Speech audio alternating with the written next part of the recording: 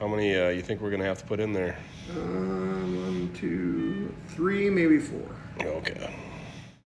Hey there, boys and girls of YouTube world. Today, the Duff Dog and I are gonna crank out some work on this 1963 Buick Riviera. In case you were aware, I've had a couple of these 63 4.5s, first gens over the years.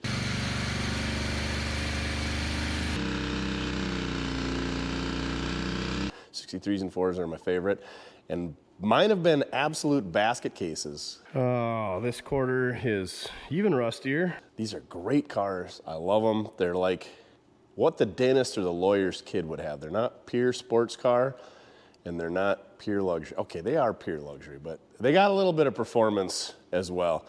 64 would probably be my ideal year, because I think in a 64 you could get the switch pitch 400 transmission, which is similar to the turbo 400 instead of these Dynaflows 2-speed with reverse all the way at the bottom of the shift pattern. But it's still got that great nail head power, giant rear end, amazing bucket seats, super sexy center console, space age stuff going on in the dash. But anyway, we've had this one since this summer, and I knew when I bought it that it was gonna need some work, because everything that we buy needs some work around here. So anyway, I got some new 205 70/15 tires to put on there. The old triple white lines are a little bit dated, wouldn't you say, sir?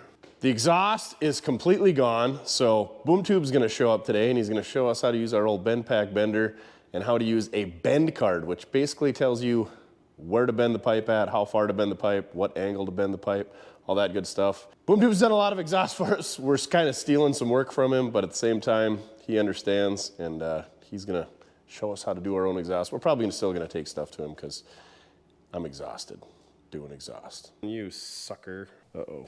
Hold on. So this thing originally had 2 1/4 exhaust on it, and that's what the bend card calls out. We're gonna try to slip some 2 1/2 underneath it with some Porter mufflers, and then there was another muffler cross in the back. This thing had 3 mufflers originally, not 2, not 1, 3. We're gonna try to get away with just 2. So we're gonna do that, and then also Mojo and I determined that it's got a ball joint out when we got it, so I got a ball joint to put in it, and we should probably clean it up, and I'm sure there's a list of other things to do, and at some point we'll slam it on the ground, but it's probably not gonna happen right meow. So let's get this thing up in the air and get into it. We interrupt your regular scheduled shenanigans to bring you this week's Mortske Minute. And Mortske Minute might be more like a half hour, because I got a little bit more time on my hands this week. My hands, time on my hands. I got less fingers. But anyway, we're trying to get a few more Mortske Minutes in there, because obviously my jaw still works, but my hand doesn't. So let's talk about Buick, specifically the Buick Riviera, conveniently, what we're working on this week. So a lot of people refer to this as the first gen Buick Riviera from 1963 to 1965. Well, this car was actually the Buick Riviera, but way back before that, in 1951 through 1953, the Riviera was actually a trim package on 4-door cars. So you got a little bit cushier interior, maybe a little bit more chrome, and a 4-inch longer wheelbase. That's right, longer wheelbase gives you better ride. So the Riviera was basically a trim package, but it was also kind of a car on its own, because the longer wheelbase required a lot of its dedicated components. There was no badging that said Riviera on these cars, so it's hard to tell. The Riviera that we know was designed in 1959 by none other than Bill Mitchell. He was the CEO of design at General Motors for, what, 17 years, from 1959-60 through 1977 when he retired. And it was designed to compete with the personal luxury car sector, specifically the Ford T-Bird, which had been out since 1955.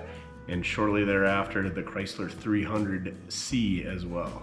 The Riviera that we're speaking about was actually originally designed for Cadillac as the XP715, or LaSalle, which was a previous name for the higher end Cadillacs in the 1930s. However, in 1960, Cadillac passed on the design, and Buick, hoping to boost their sales, took the design and ran with it. While Bill Mitchell gets a lot of credit for the design, Ned Nichols actually penned the design. In 1963, Buick created a show car called the Silver Arrow.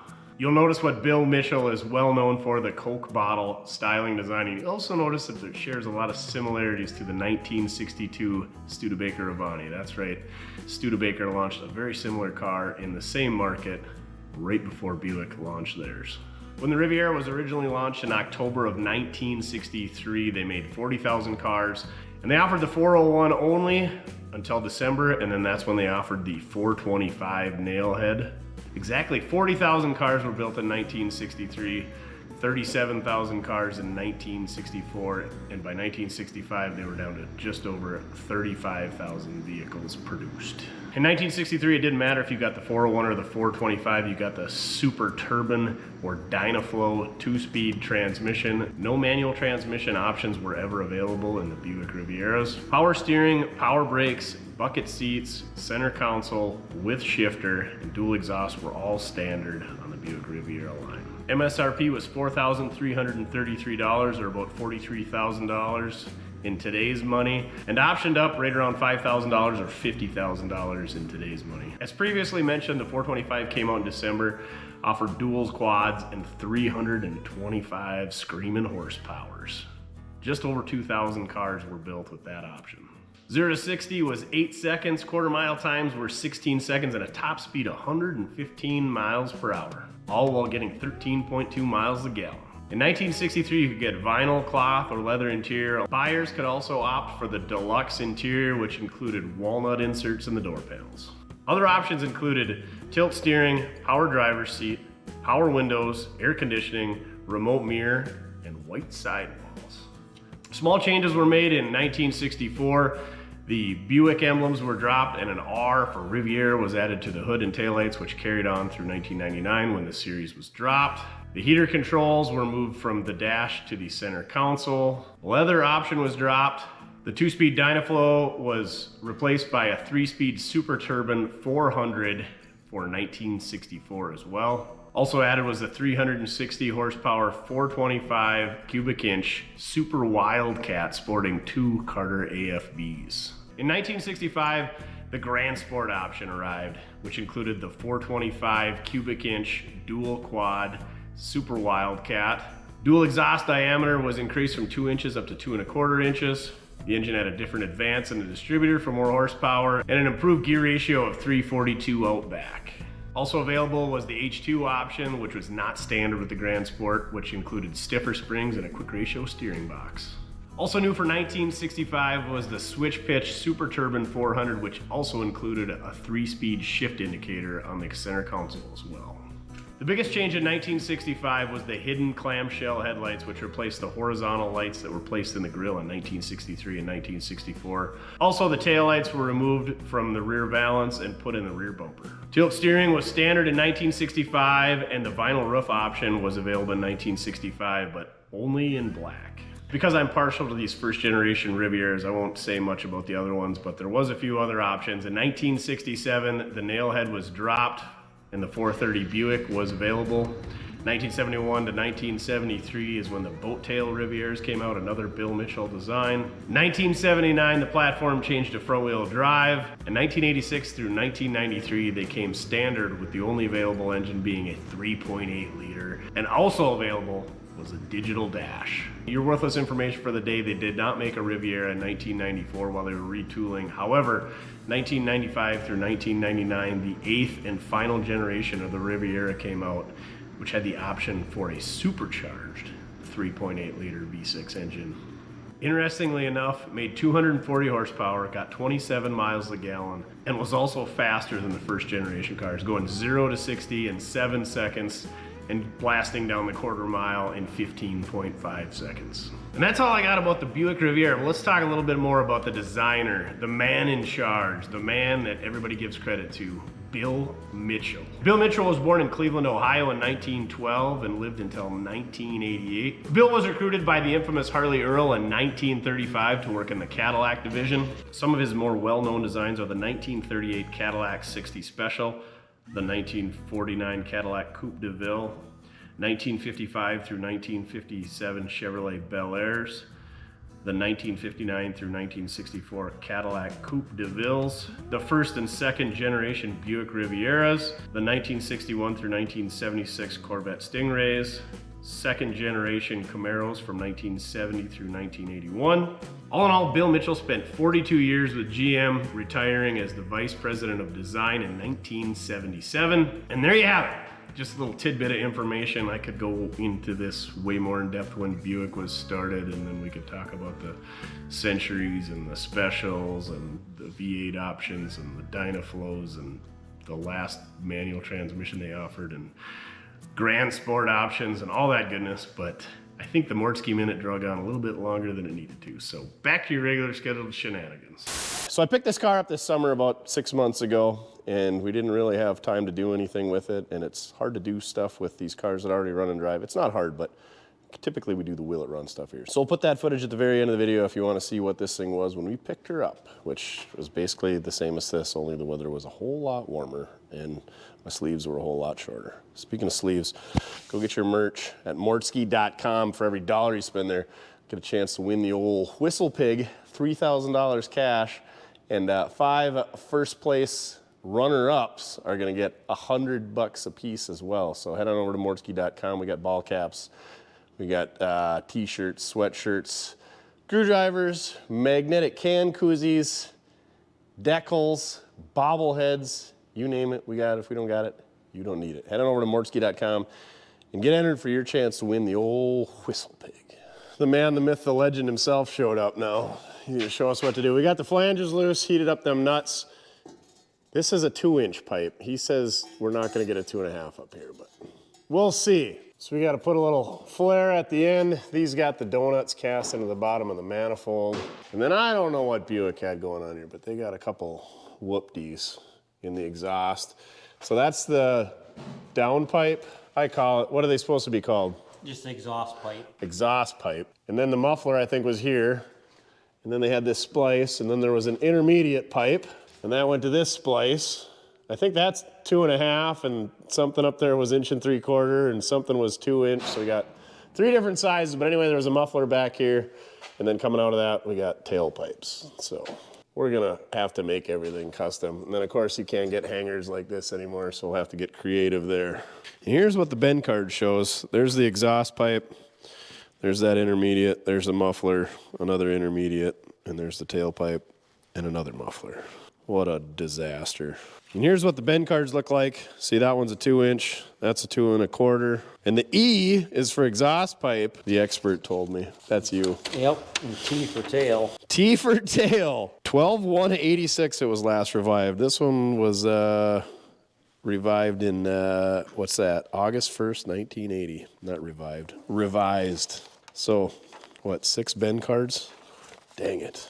There's no way we're gonna screw this up. So we got the exhaust pipe off of the passenger side. Not only do they got those silly whoop-dees in there, they also got it pinched half flat from the factory. Buick, building better cars for little old ladies. So what do we got going on here? These are all the dimensions where our bends are at.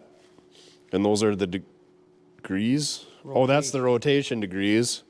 And that's the bend depth degrees, 38 degrees, 12 degrees. And that cross right there by 88.5 means that you reverse the pipe. So instead of going right to left, you go left to right for the whole pipe. Just for that bend.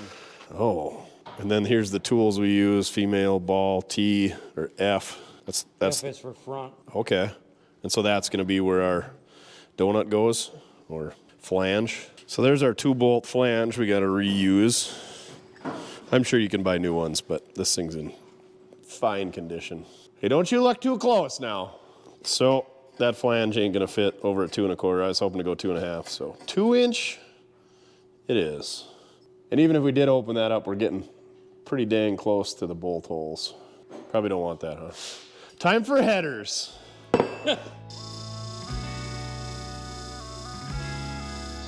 That's pretty neat. That's pretty neat. So now we cut that off. Yep.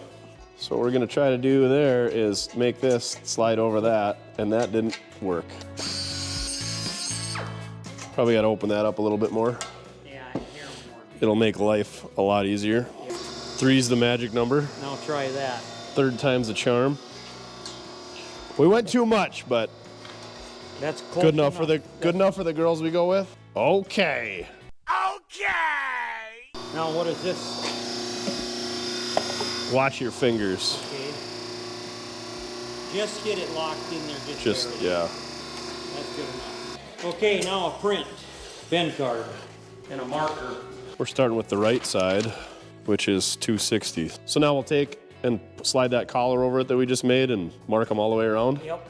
Look at that, expert reach around form. Whew. So you put the rotation dial at the end facing in so you can read it. And then what are you lining up with the seam? I always line the seam The up. point up with the seam? Yep.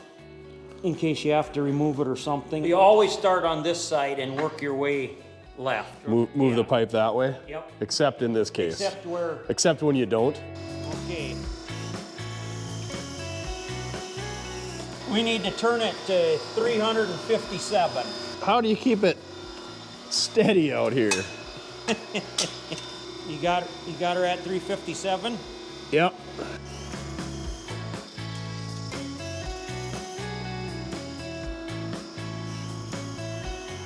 Oh, I should have asked you what radius you had in there. I would imagine that means 5. Must be. So we screwed up? Yeah. Son of a...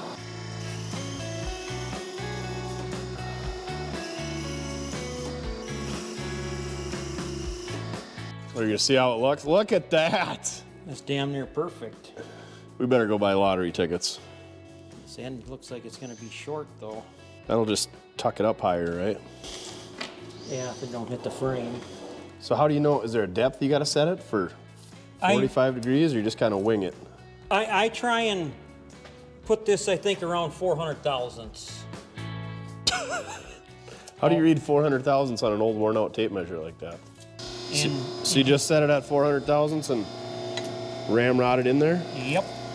I'm glad you can see that. Just go till it stops? Yep. That's it. And that's how you make an omelet. That's how you make an omelet. There's room on this one. We could have went farther, but that's plenty. Should be good enough. You'll see how it matches on the manifold. Just killing it.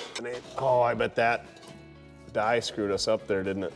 Sometimes what you might have to do is, Adjust a bend somewhere. yeah, and then you might have to back bend. Once you back bend this one a hair, you might have to back bend another one.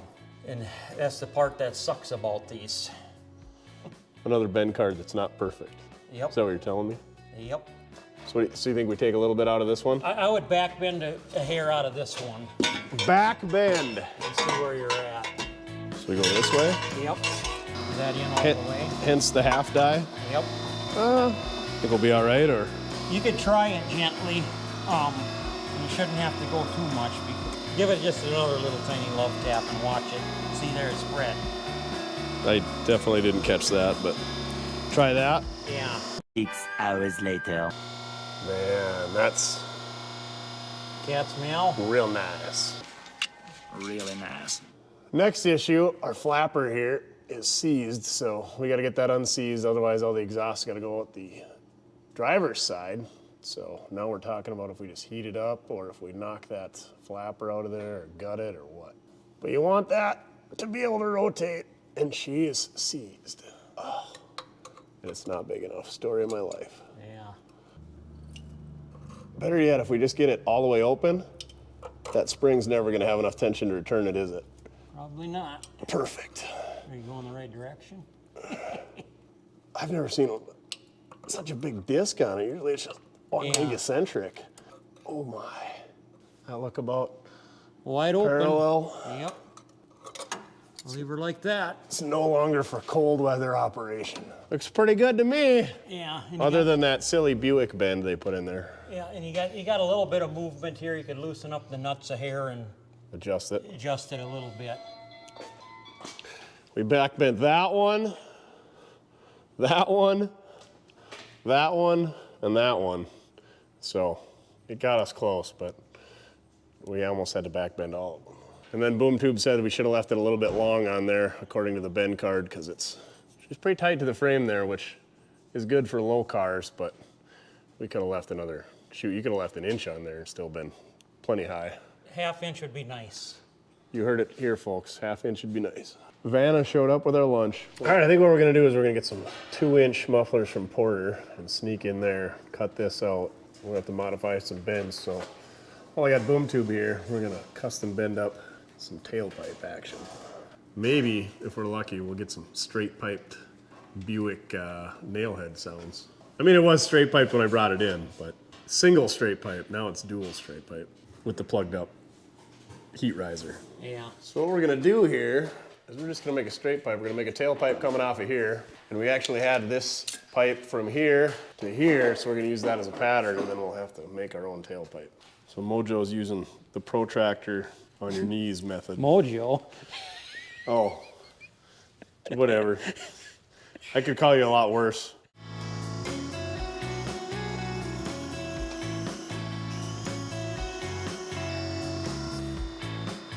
Wouldn't it all just be just like this? No, because then you're doing this bend the same as this, and it's going down more. Oh, So we got to go half go back around. to 90? Yeah.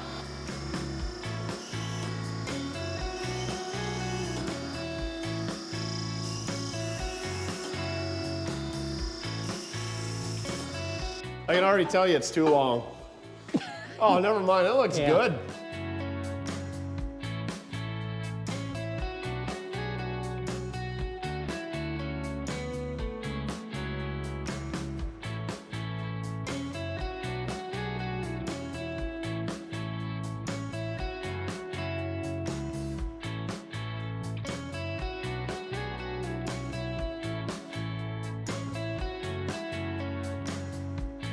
Now here, figure out how much you want sticking out and where to bend it back here now. Well, I like it so like the edge of the tip, the bottom of the bevel is like right at the bumper, like, so you don't even see the thing hardly. Ah, that's neat. So I want it. So you like that angle too? So like, yeah, I'd cut that off like so.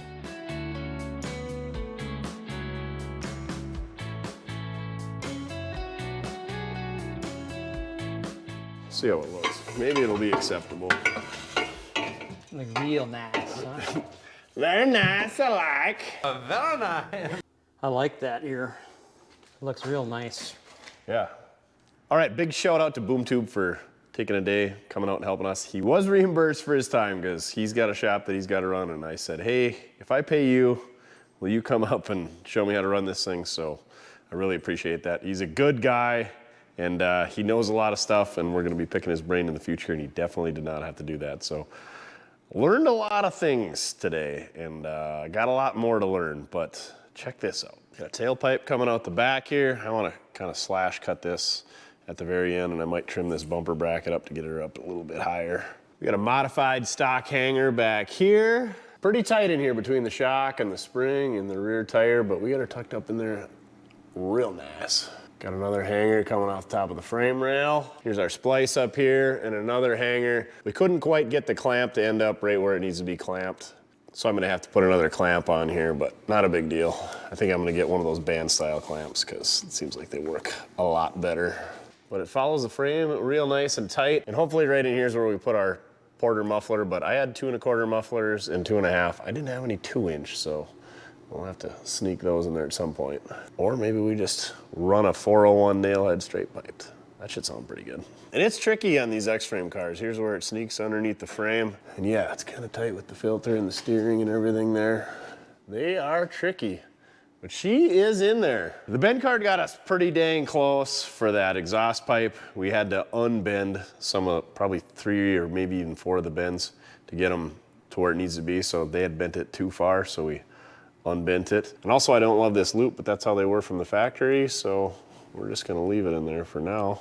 And then from here back, we just used what we had and kind of pattern bent it. Of course, we don't have this ball and socket splice like they had from the factory, and somebody's been in here and there would have been a muffler in there and somebody cobbled that together. And then of course it crosses over behind the rear end right there, so we had to bend it straight ahead and get creative.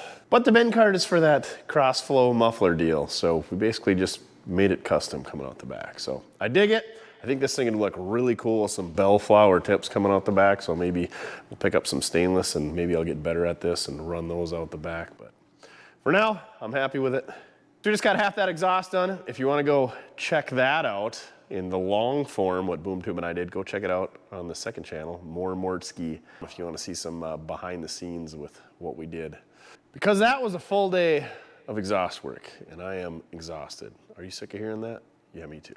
All right, now that BoomTube showed me how to bend up my own via the bend card, I'm gonna try to bend my own up and try not to screw it up because we got 2 sticks of 2-inch exhaust tubing left, and that's how many it takes to do one whole side of this car. So let's wing it because I want to get this done, and I want to hear what this nail head sounds like with 2-inch straight pipes all the way out the back. All right, here we go.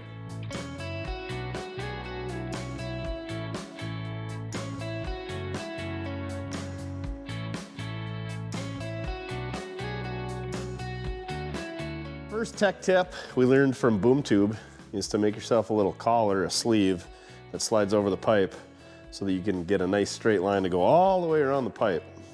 I wish I knew that when I did some other bends myself, but anyway, that's a good one.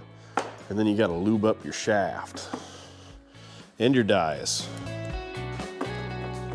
Oh yeah, we're supposed to wipe this off first. Well, we'll wipe it with this side and we'll lube it with the other. And we'll totally mix those two up. And this is gonna make it slide through the dies better so it doesn't kink and tear, and bend, do all kinds of other bad things. There, we'll flip it inside out so I don't rub the dirt on there. A little sloppy. Made it extra sloppy just for you. I know how you kids like them sloppy.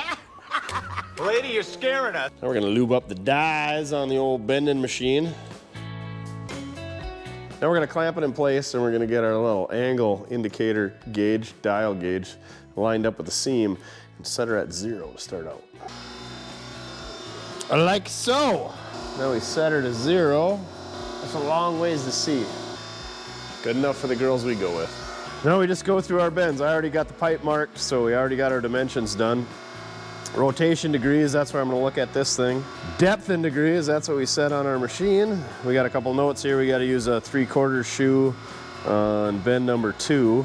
So I don't have 3/4 shoes, so we're gonna use a 1/2 shoe. And then you're also supposed to use tool 852, which is basically just a wood spacer or shim. So I don't have that, so let's see what happens. Rotation at 0, 85 degrees. This thing's gonna go a swinging, so watch out. Clear, I put 58 degrees. That would have been a bad day. Not really. We could bend it more.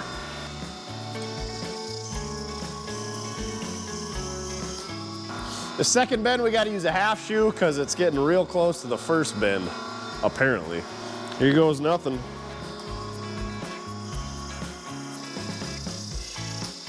Take the 3/4 out, put the full shoe back in.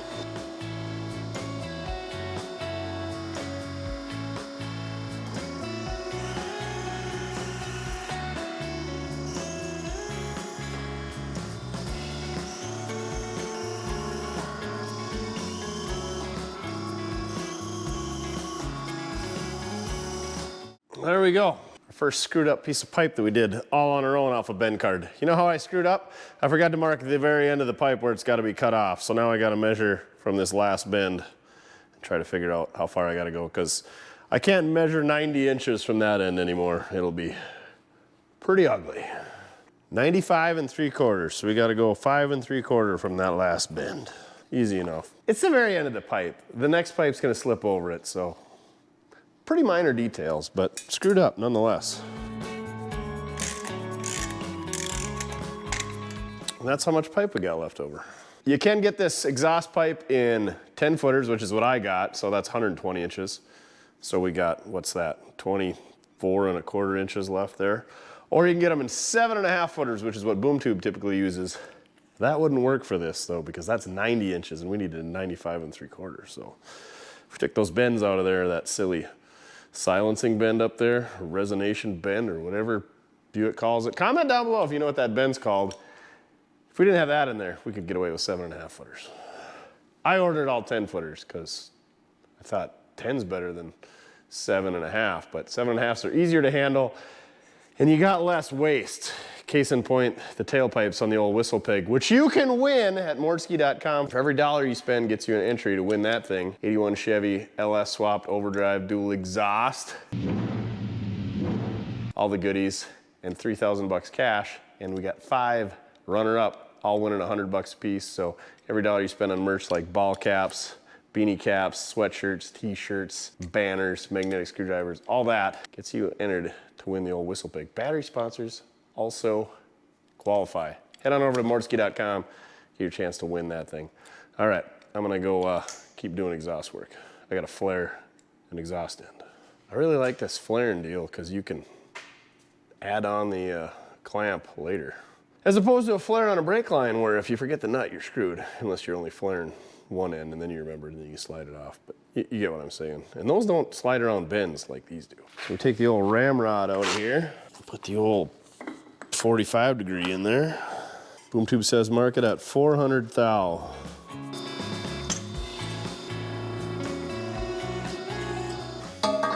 Just like that. Super easy to flare an exhaust pipe. All right, let's slide that flange up there and throw this up there. See how it doesn't fit? Tech tip number 3, probably, have a second set of hands, because this is a pain.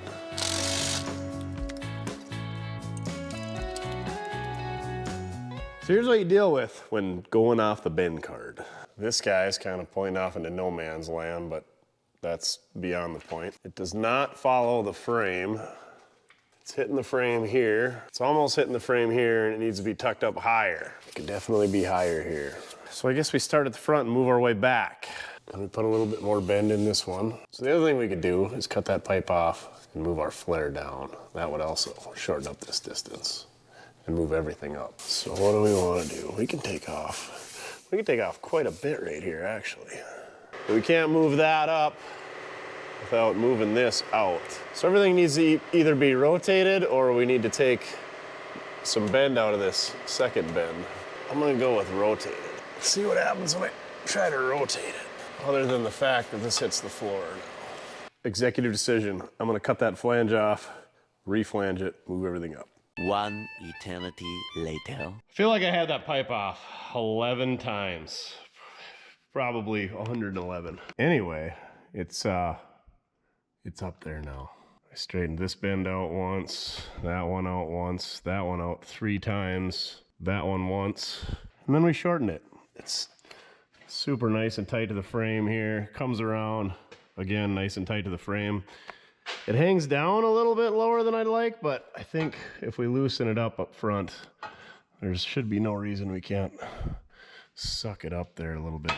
This comes out about right where we want it to. It follows the frame pretty well, not quite as well as the other one, but good enough. All right, I'm exhausted, literally, so I'm gonna call it a night. I really wanted to get this thing bent up tonight and see what a nail head sounds like with straight pipes, but hopefully tomorrow. We still gotta mount up some tires yet too, but we're getting there. We're getting there. I dig it. This is gonna be a good machine to have around. The Buick and the bendpak. Bendpaks and Buicks. Sandwich 30, and I don't want to screw up any pipe drinking sandwiches and bending, so don't beer and bend. All right, see you guys tomorrow. We interrupt your regular scheduled shenanigans to bring you this Mortske Minute. This Mortske Minute is on bendpak. Bendpak was started in 1965 as Quality Machine and Associates in California. At that time, it was owned by Don Henthorn, and at that time, they performed precision machine work for aircraft companies. But in 1979, Quality Machine and Associates developed a hydraulic tubing bender for muffler shops and came up with the name bendpak for this new hydraulic exhaust bender. Since then, they've moved into auto lifts, air compressors, and other shop equipment. Now back to your regular scheduled shenanigans. We're back here on the Riviera, and I'm gonna do something stupid. Got our pipe all marked out. Went off the bends we did on the other side. We kind of had to modify that. We followed the old wire method. This guy, believe it or not, this is an exhaust pipe or something. So, yeah, I just flip this bender on by my thumb, and it works good on this side. So I transferred those bends to this side. I'm going to bend them a little bit shallow this time. So instead of 30 degrees, I'll bend it 25. Instead of 65, I'm going to bend it 60. And it's easier to bend it more than it is to unbend it. I don't know if the proper term is back bend, but that's what Boom Tube calls it. So we're going to bend this sucker up. We'll flare it up to slip over it. We got to make some brackets for hanging it, and hopefully we'll wrap this thing up today. Not just the exhaust up for now. And I also have band clamps on order. So definitely not going to wrap it up today, but the bending and cutting and flaring and hanging hopefully is done. Let's get after it. We got all our bends marked. We got our tubing and our dies all cleaned up and lubricated. Let's do this.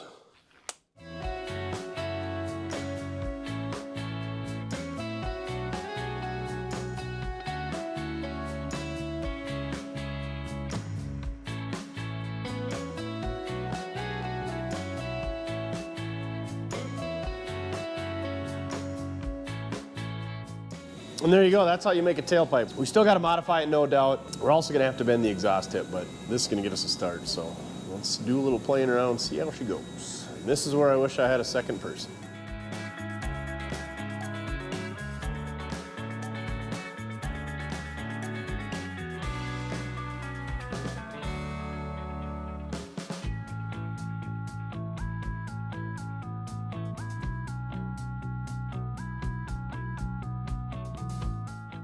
And this is why I don't have nice cars, so I can bang my exhaust pipes against the quarter panel. This is why we can't have nice things.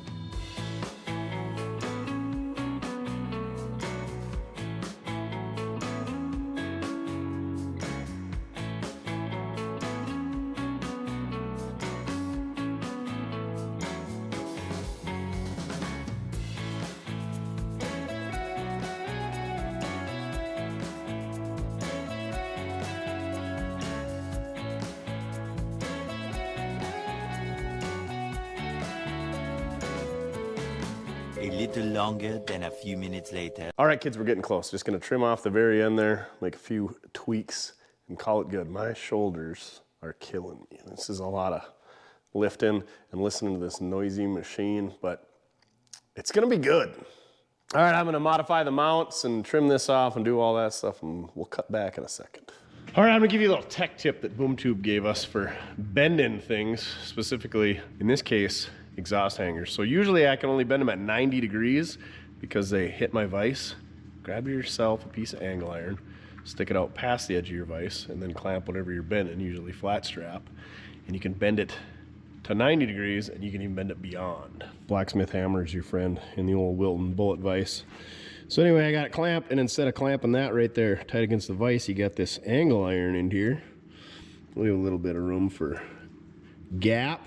For what do they call that? The bend, the R factor? I don't know. You gotta leave room for some material. So let me show you what I'm doing here. So I'm just gonna take and smack that over, and we gotta go beyond 90 degrees. So usually about there it'd be binding on my vise. There we go. Easy peasy, lemon squeezy, how to bend it past 90 degrees. And that'll work with any vise. It can be a Wilton like I got, or a Colombian, or a Harbor Freight. What are some of the other vise brands out there? Colombian, or Columbia, and Wilton are my two favorites. Comment down below your favorite brand of vise. I got a Craftsman too, but most Craftsman stuff was built by somebody else and then just rebadged. It's not a bad unit, but it ain't as heavy as the old bullet vise. All right, there's Tech Tip of the Day, brought to you by Marv's Muffler, or BoomTube's exhaust. Let's take a look at this thing. I'm all exhausted, but you get sick of these jokes yet? Anyway, I'm pretty happy with this. It's far from perfect, but for my first full exhaust job, not having to splice and weld and scrap any extra pipe, I'm pretty excited. So we got a little turn down here. It's a little 35-degree bend, and I tucked it up in there. Long term, I'd like to cut them off at an angle. We'll see. This one does hang a little bit lower than the other one, but we can cut it off. Like I said, I want to baffle cut it anyway, but it sticks. It's about flush with the bumper, and this guy's about an inch inside of it. You could remedy this with some different exhaust tips on it, but I'm gonna leave it just the way that it is. Like I said, long term, I'm probably gonna redo this. No, I'd like to redo this, but it won't happen. Let's be honest here. Got to do a little jog to get her to follow the frame rail there. These frame rails aren't parallel. They aren't straight with the world. And then they got a little hooey in there. So that lined up pretty good. It's pretty tight to this body mount, but we got a little bit of room. Originally there was hangers here on each side for that muffler. And then we reused these rear hangers. We put some new rubbers in there, you know, because you want to put a new rubber in there. And then there was a hanger right here, which we reused that hole. And then we took just one of those standard, I don't know, swivel hangers. Didn't even need the swivel. And bent her at about 135-degree angle, clamped it. Again, we could have played around with it. If this pipe would have been a little bit longer, not only could we have clamped the hanger, we could have clamped the way that the pipe is spliced together. But like I said, I'm gonna try to put a band clamp on there because I like those better. And these shouldn't leak because the way that we flared them, it's a really tight fit. So anyway, that's what we did there for a hanger. And then because of the way that we changed the exhaust off and we lost these hangers right here, we moved a hanger over the hump. So that way it keeps it high and tight. And that's kind of the spot that gives me problems. Because you guys know that I like my stuff lowered. So when that rear end goes up, it gets real close to the exhaust. We want it as high as we can get. So we bent it up as high as we could and we put a clamp up there. That way it doesn't sag down there and hit the rear end. And the more hangers you got, the better it is. So anyway, I took another one of them swivel hangers up there, bent it over the top of the frame rail, and wrapped her around the inside right there, drilled her out. These are 3/8. They're almost like a self-tapper. I call them thread rollers, but they don't hold anything structurally, but they're good enough for this situation. And plus it's gonna be prying up on it, so it should be good to go. And then I also put that clamp on upside down so that it doesn't rub on the tire, because it's tight in here. We're super tight against the spring, tight against frame rail. We want to keep it as tight as we could because you got to watch out for the tires. And that's the other thing, you got to watch out. You want your vehicle at ride height, but it's on the lift, so this is where a 4-post lift would be nice. But as this rear end goes up, this bar is going to push that tire that way and pull this one this way. So you got to plan for that. So you got to plan for your rear end swaying. So yeah, there you have it. Let's see if this thing will fire up. Listen to what a nailhead straight pipe. I feel like we're gonna have to modify this and put porters on it anyway because this thing's gonna be loud, but we gotta try it when in Rome. Let's let these pipes sing. What do you say?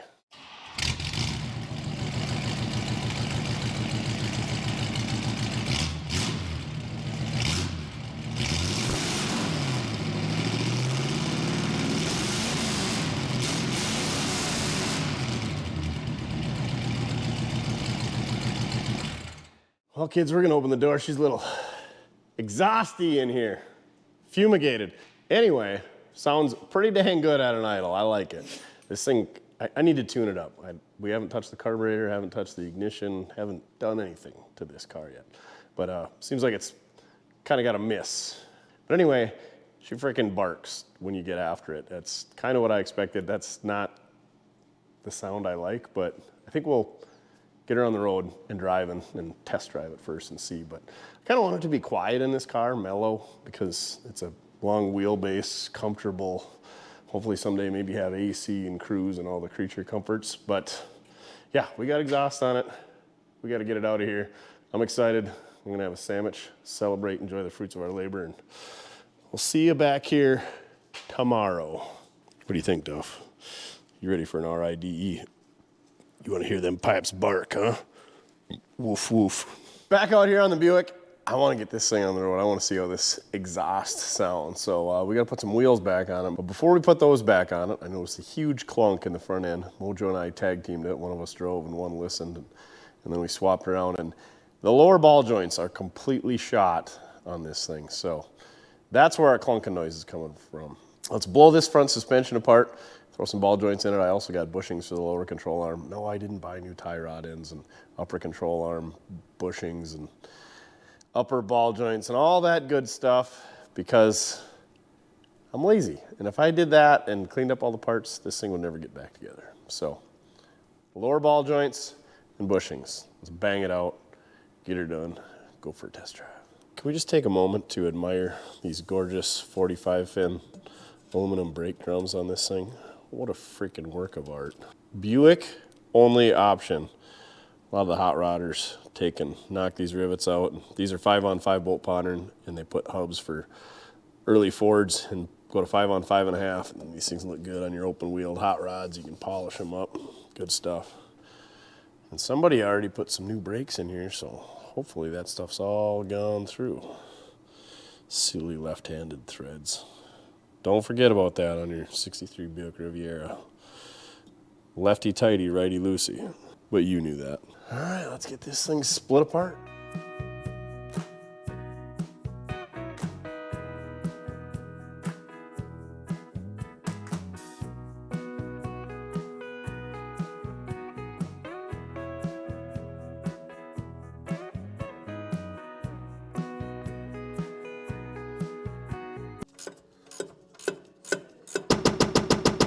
was at this moment that he knew. He f***ed up. Ow! That's not good, kids. That's a bad day. We're going to the ER. Split her pretty good. I split a lot of these front ends, and I should know better.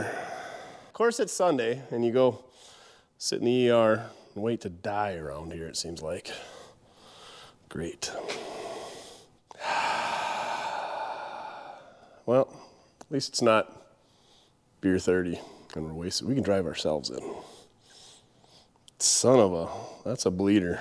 Usually they want to go down, and this one went in. Well, probably because I got that pushing on there. That was a bad deal. You could see, couldn't get my glove out. Probably a good thing I was wearing a glove. Saved it a little bit. Make smart decisions, kids.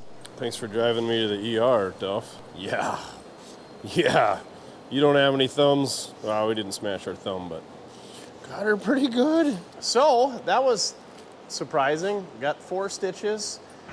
Is that a double Windsor knot then? Or? This is just called a simple interrupted. Simple interrupted. How many pound test line is that then? I don't know. It might catch you a 17, 18 pound one. They break pretty easily though. How many you think we're gonna have to put in there? 1, 2, 3, maybe 4. Okay. We'll throw some of that footage in there. So if you don't like blood and gore, you're probably gonna want to look away. Super good doctor. I think I was in there for an hour and a half, and probably 45 minutes of it was getting my information and getting my blood pressure and asking what happened and soaking my hand in iodine. But anyway, yeah, it was deep. It was good. Let me show you what happened here. Oh yeah, show them the goodies. So I told them I make YouTube videos, and I squished my finger, and I should have been watching the Eagles-Packers game. Of course, my cousin scored a touchdown while I was in the ER, and they didn't have, what do you call it? Didn't have TVs in there. Good adjustment and a catch by Gwinner, who runs over his man, still at his feet, and he scores! Look at all these goodies they sent me home with. We got a couple new, I don't know. They're just clamps, ain't they? Anyway, souvenirs made in Pakistan. I don't know if they're expired or what, but anyway, if you buy a t-shirt, we'll throw these in with it. So head on over to mortske.com, get a t-shirt, get entered to win the old Whistle Pig, $3,000 cash. And 5 first place runner-ups get $100 a piece, because we need you guys to buy some merch, because not only are we going to lose the shop, lose our pickup, but also we're almost lost a finger. Yeah, I got to keep that on there for 48 to 72 hours. That's 2 to 3 days. And I got to keep it clean. So you can about imagine how well that's going to fit in a glove. But anyway, head on over to mortske.com, get signed up to win this thing, and maybe get yourself an autographed medical utensil thinger. So anyway, let's look at what happened. Let's learn from Mortske's mistake. So yeah, it's 25 miles to Oaks, to the nearest emergency room. So an hour of driving and about an hour and a half in there. I got about halfway to the ER, and I thought, man, I should have taken my camera with. Turns out the staff was really cool, and they totally would have let me film it. And it was a good time. I mean, for an ER visit, if there is such thing. The one lady's like, how you doing? I'm like, well, I'm not gonna lie, I've been better, but anyway. Also, I got high blood pressure. Weird, who'd have thought? The doctor did, she said, oh, I'm kind of concerned about his blood pressure. He's like, are you on anything for high blood pressure? And I said, no. And the gal was kind of concerned. He's like, well, he is getting a bunch of needles jabbed into his fingers, so that might have something to do with it. And it might have. 176 over 110? Minor details. It dropped down to 140, so I'm golden. It's the quickest I've been through the ER, so, and I got my tetanus, so we're up to date on that. So 2 birds with 1 stone, probably gonna be real cheap. But you could see, I had my glove on, and that's where it got pinched. I split this upper ball joint, and yeah, between the frame rail and the top of the spindle where the ball joint goes, And because I didn't lift the vehicle up high enough, I put this stand out here on the hub thinking that that's going to keep it from coming at my face with all that spring tension. But apparently that just had enough weight on it and it pushed it in. And that's where my finger was when I took the nut off. And I bled like a stuck frickin' pig. Just a trail of blood all around here, Duff. I must have stood over here and thought about my decisions. And hopefully I didn't bleed on the Camaro. Good news is I had the 8.1 all gassed up and ready to go. So jumped in that sucker and maybe broke the speed limit a little bit. But I figured if I'm gonna get pulled over, I got a pretty good excuse for speeding, even though I don't condone speeding, even if you gotta go to the ER. The worst part about it was they got a, I don't know what they hit it with, Novocaine or something. They got to numb it up, something. And that needle freaking hurt. And now that stuff's wearing off and she's throbbing pretty good. So I think I'm gonna shut her down for the night and hopefully watch the Eagles continue to beat the Packers so that they can move on in the Super Bowl. Yeah, like I said, my cousin had a 24-yard touchdown and stiff-armed a couple of Packers on the way. So anyway, thanks to everybody who sent me videos of that while I was in the ER. So, tech tip, put your frickin' stand underneath the control arm and not on the hub, and probably don't put your finger in there. Terrible. That's terrible. Terrible mistake. Good news is, didn't lose my fingernail, didn't lose my finger, didn't break any bones. Ugh, but we got to deal with that. So hopefully, like I said, it's Sunday. Mojo will be here tomorrow. Chin, maybe I can get one of those guys to help me out because this is not going to be much fun to do one-handed. Let's run her up, see what happens, Duff. You don't like the lift, though. He says, peace out. So yeah, that was supposed to be there to keep this from coming down and the spring from shooting out, which it shouldn't have went anywhere because the shock's still in there. But instead of doing that, it had tension on it, and god dang it, my finger stopped it. Where's the glove? Is my glove? Look at the fingers even hosed up. Oh, she's still good. I think it's pretty safe to say that this finger would have been in a lot worse shape had I not been wearing my mechanics glove. Shout out to the old mechanics glove. I like these things. But they don't save your finger from everything. The 2 times that I've schmucked up my fingers, I got that one in about 2008 or 9. And then that guy, now, what, 25? So 16 years later? Yeah, both times I was wearing a glove. That one got stitches over the nail, ripped the nail off. This one, not so much. Anyway, I'm gonna take her easy, and we'll see you guys tomorrow with the A-team guiding us here.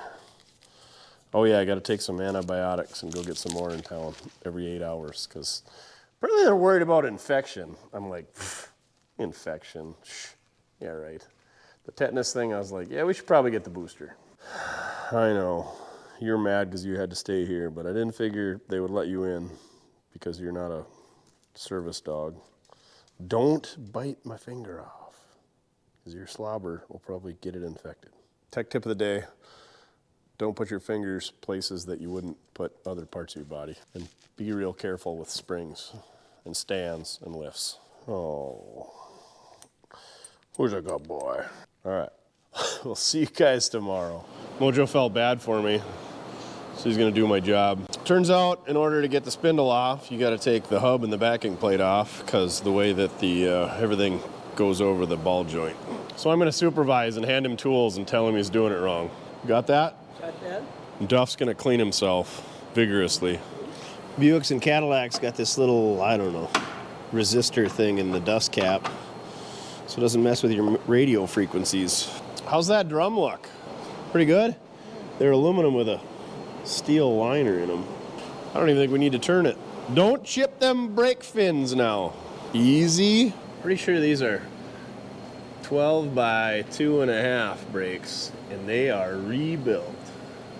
Always a good thing when you find freshly rebuilt brakes and you open them up. Now we gotta take that steering arm off to get the backing plate off, huh? Yeah, we gotta get that ball joint out of that pocket right there. We'll have you in the movies in no time. Yeah. Now what you always want to do when you grow up watching them westerns? Yay.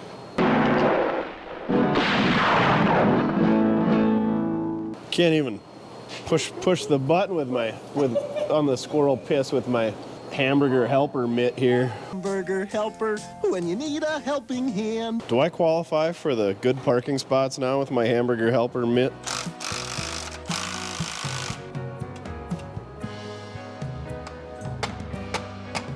Tell you what, on the other side, let's take that loose before we split the ball joints. We're catching on.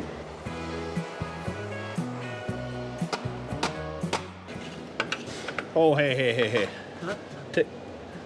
Watch your melon. Take that bolt out. That'll make a world of difference, I bet. Helps when you take all the bolts out. Easy peasy.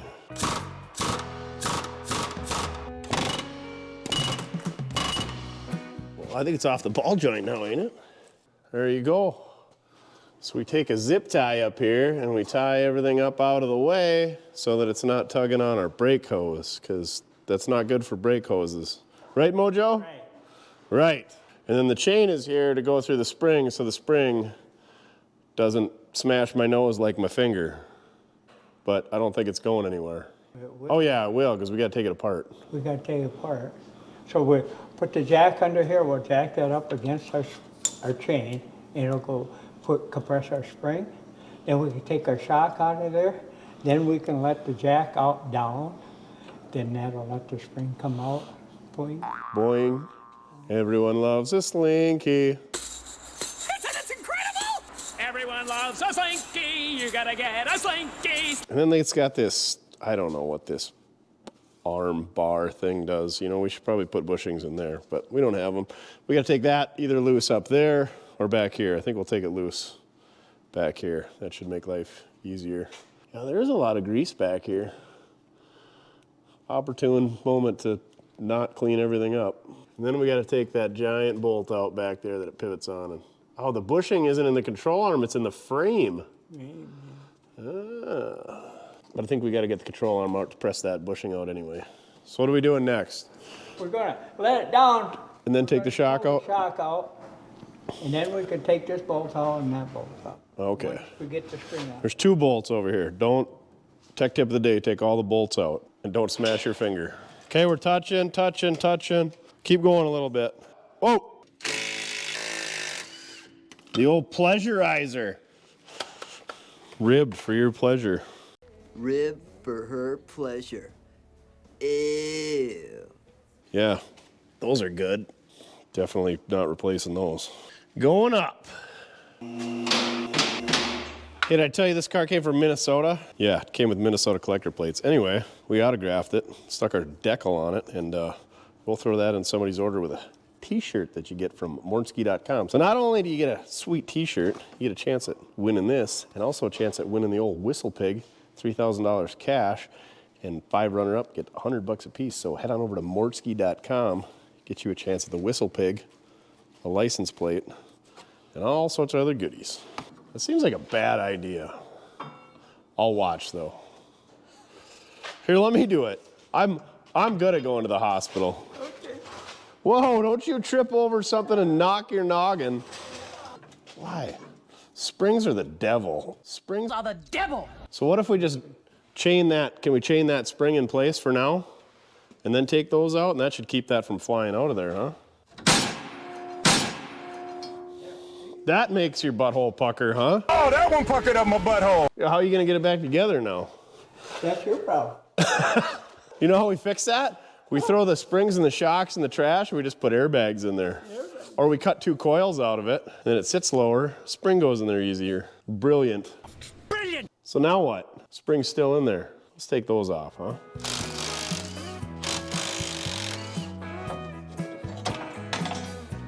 Got that mess out of there. The bump stop was bolted in there as well. One more bolt to take loose. Okay. Got it. And there you got one lower control arm. And the beauty is, if you do them both at separate times, you won't put the wrong one on the wrong side because they got an offset to them. Now we got to press that bad boy out of there, huh? Or they thread in. I never had a thread in one yet, so. You're even going to wash it up?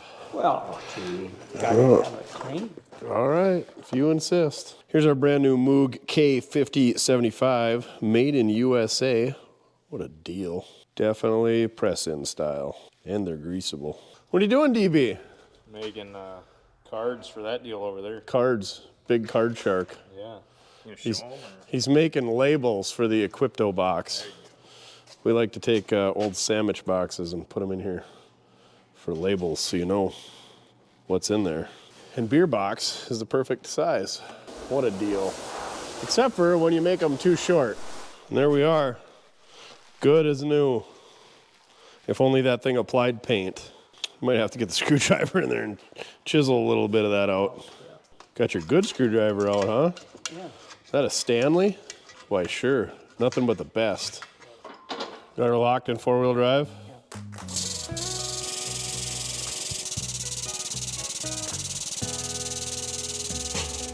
Used a couple of adapter pieces out of our power built kit to press her on out of there. It's kit 46 if you're interested in getting one for yourself. It doesn't come with the Mortske decal. You got to go to mortske.com to get yours. Oh yeah, she was hammered out. Clean out the whole bit before you stick it in. Make sure you put it in the right way now. Well, that's gonna be a bad day. I've done a lot of silly things, but I don't know that I've ever put a ball joint in backwards. Leave it to me though. I still got time. Ready?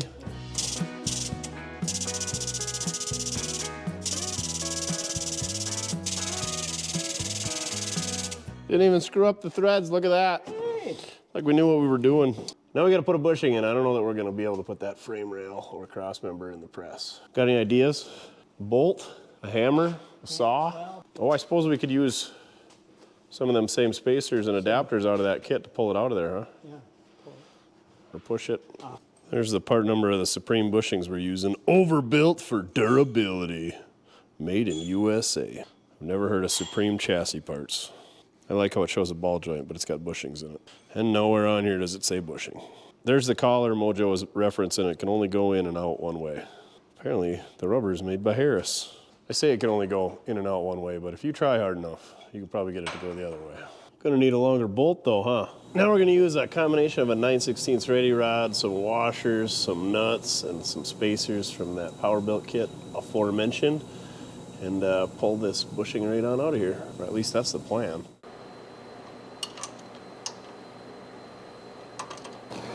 Just need a bigger bar. Because I would imagine once it starts to go, once it pops, it's just going to fall right out of there.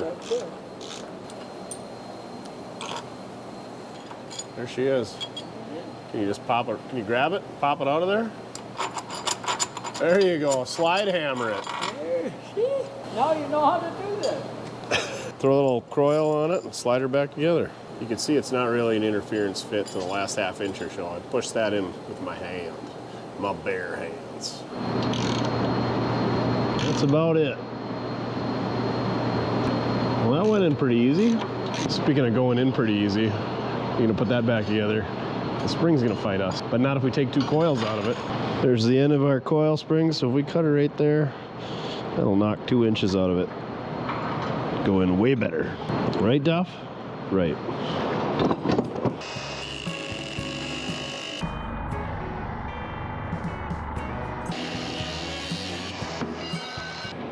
Two coils lower. Lower control arm installed.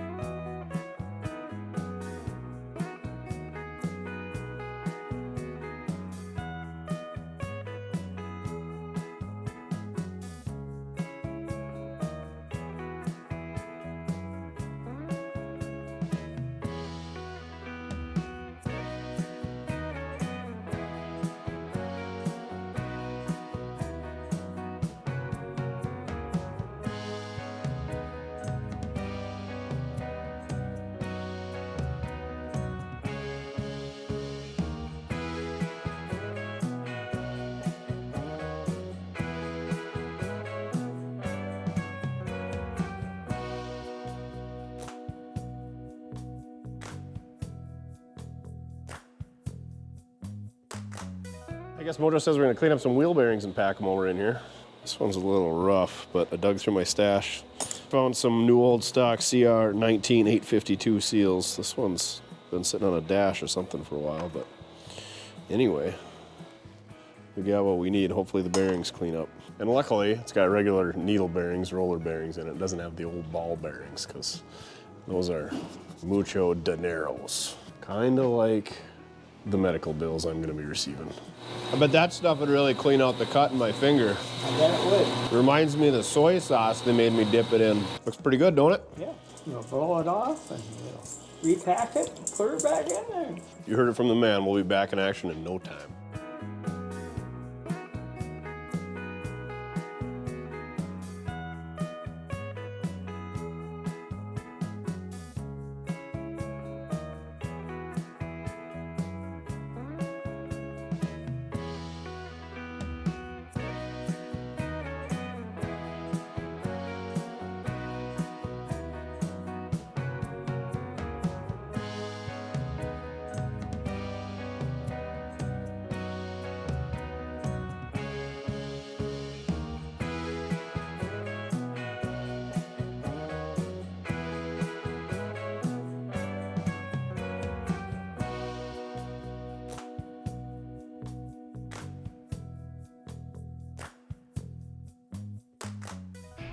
Well, looks like Marshall got this side all buttoned up. Be kind of good to see what it looks like on the ground with wheels and tires. All the bolts for the cross pin and the white 90 came in. That's what these guys are working on right now. Get her? Oh. Not yet. There we go. Way to go, DB. Hey, we got her. Now. So what we got here is the Walker Mega Clamp, made in USA. These are made for your specific exhaust diameters. You got 2-inch right here. They make 2 1/4, 2 1/2, 3-inch, probably some other ones. But anyway, I call these a band style clamp. And they split right there. You got some real beefy hardware. These got a 5/8 hex on them, so they must be 7/16 hardware. Maybe they're 3/8. So I put some anti-seize on those threads, because these thread into a little aluminum block. We interrupt your regular scheduled shenanigans to bring you this Mortske Minute. This Mortske Minute is on Permatex. Permatex was established in 1909 by Constant A. Benoit Sr. of Brooklyn, New York. His first product, shellac. Shellac was used to bond bike tires to the bicycle rims. Interestingly enough, in 1915, they entered the automotive maintenance business by attending automotive races. There was a 24-hour race close to his Brooklyn, New York laboratory. He helped a mechanic who replaced the head gaskets on a car 4 times during a race. They used his compound that he developed, and the car ran the rest of the race with no issues. Continuing on with their racing career, in 1936, they sponsored the car that won at Daytona. They moved to Kansas City in 1954, which was very short-lived, and they moved to West Palm Beach, Florida in 1962. In 1972, they were sold to Loctite. And here's an interesting fact. In 1975, Bobby Allison ran a Chevrolet engine without a single cut gasket in it. That's right, it was completely assembled, no lock washers either, with all Permatex products. They ran at 300 miles at over 157 mile-an-hour average at Talladega with no failures. Now back to their products. In 1990, they launched Fast Orange Citrus Hand Cleaner. In 1999, they were bought out by private investors. In 2000, they bought NOS Fuel Additives. And in 2005, they were purchased by the Illinois Tool Works. Now, interestingly enough, anti-seize is a trademark of CNC, and it was first used in 1931. What anti-seize does is it prevents mechanical seizing, corrosion, and galling in mechanical joints. So it contains 2 parts, grease and a metal-based filler. Those metal-based filler are copper, aluminum, or graphite, and they're used for anti-seizing and anti-corrosion properties, and grease, which is used as a lubricant. So there's everything you didn't want to know about Permatex and anti-seize. I didn't even get any in my hands talking about it. Now back to your regular scheduled shenanigans.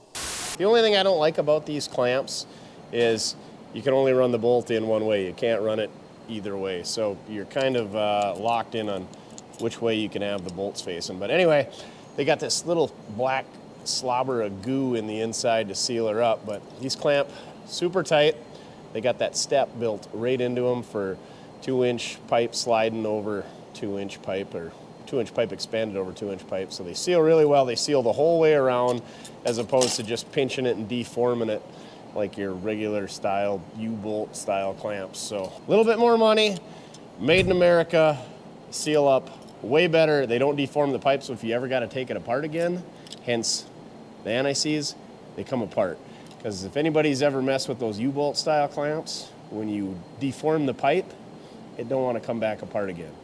And they leak. They constantly leak. Chin got a LMC dual exhaust kit on his double D square body short bed. And he had nothing but problems with the U-bolt side clamps. He went to these band clamps, much better.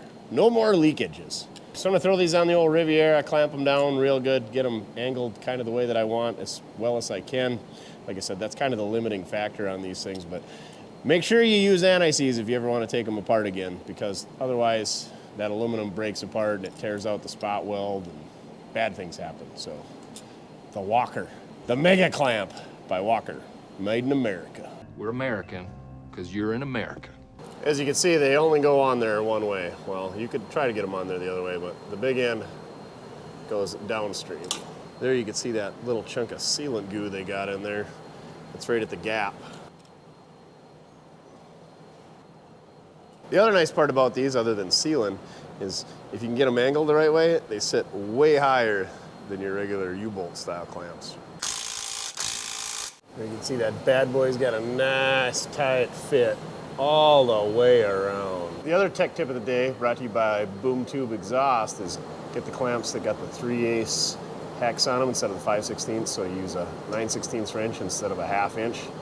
That's the heavy duty ones. He says they're way more gooder if you must use the U-style clamps. You can see on the driver's side, I couldn't angle them quite the way that I wanted to, so it's gonna hang a little bit lower than the passenger side. But as long as it don't leak, I'm good with it.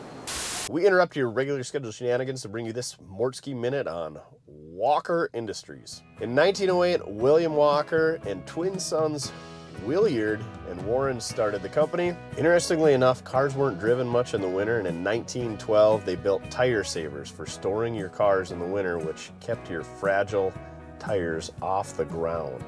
So it's basically like a jack stand. So the tire saver industry really took off, and in 1916 they built a new factory in Racine, Wisconsin. In 1929 they acquired Ajax and became one of the leading automotive jack companies in America. And in 1932 is when they really got into exhaust. That's when they patented the louvered tube muffler. Before that, mufflers were pretty much just an expansion tube in an exhaust system. In 1941, they developed the industry's first stainless steel muffler.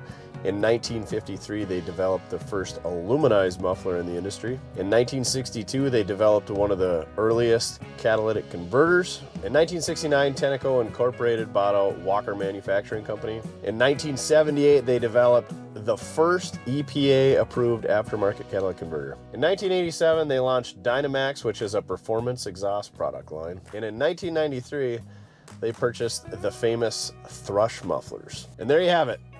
More than you ever want to know about the Walker Manufacturing Company. Now back to your regularly scheduled shenanigans. Next, we'll go ahead and replace our sway bar end links with these AC Delco made in Mexico specials. I don't like these because that little piece in the middle, that spacer, it's plastic. The original ones were metal, which I guess rusted and seized to it, which is why we got to remove the old ones with a torch. But plastic? Really, GM? Come on, it's a 1963 Buick. American steel. Let's throw some steel at it, not from Mexico, plastic. I think we're gonna have to cut these down anyway, because with our newly removed 2 coil springs, it's gonna sit a little bit lower. And you want your anti-sway bar to sit level, so usually when you do that, you gotta shorten up this sleeve a little bit. So otherwise your sway bar is gonna be sitting up like this, and you want her sitting level. Anti-sway bar, yeah, I know. All right, let's get the old ones smoked off there, get these on there, see what happens. If we set it on the ground and it doesn't sit right, binds, catches on something, who knows. We'll have to do a little modification. Maybe take this plastic out and put some real American steel in there and a shorter bolt. And in that case, we're just using these fancy stamped washers and the rubber bushings. Oh, hey, by the way, by the time this video comes out, old Chinsky's gonna go in and have a child. So congratulate him on having a child. Now he's got a boy child and a girl child, so he could stop polluting the world's population. Just kidding. Congratulations, Chin and Mrs. Chin. Back to the torching.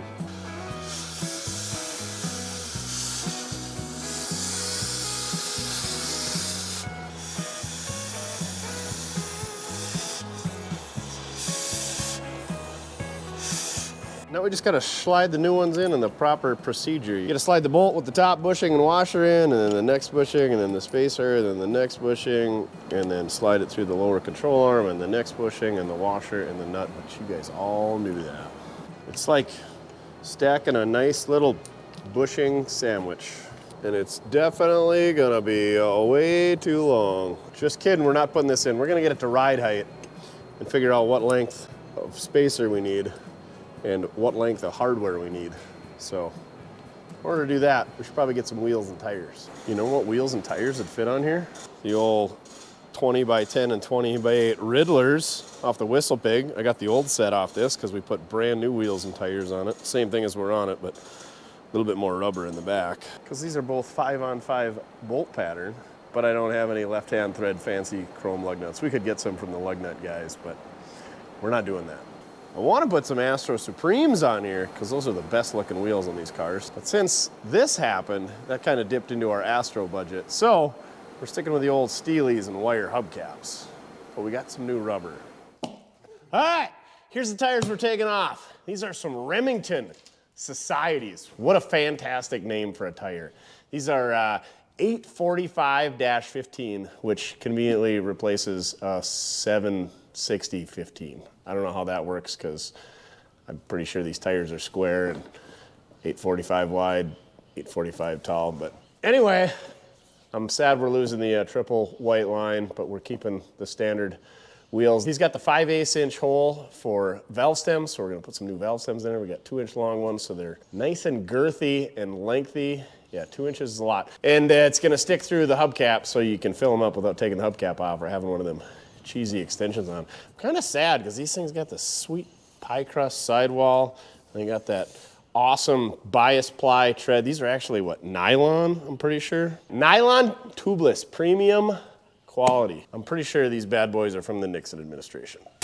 We interrupt your regular scheduled shenanigans to bring you this Mortske Minute. This Mortske Minute is on Remington tires. Remington tires started in the 1920s as a truck tire, but later expanded into cars and SUVs. Originally, it was an associated Dunlop, but Goodyear bought them out in 1999. Goodyear then phased Remington car tires out in 2010 and truck tires in 2011. RIP Remington tires. Now back to your regular scheduled shenanigans. And we're replacing them with these bad boys. Good old 215/75-15 Hankook. So they're 215 millimetrics wide. Don't know what that is. Chin's gonna probably put it down below. They're 75% as tall, sidewall wise as they are wide.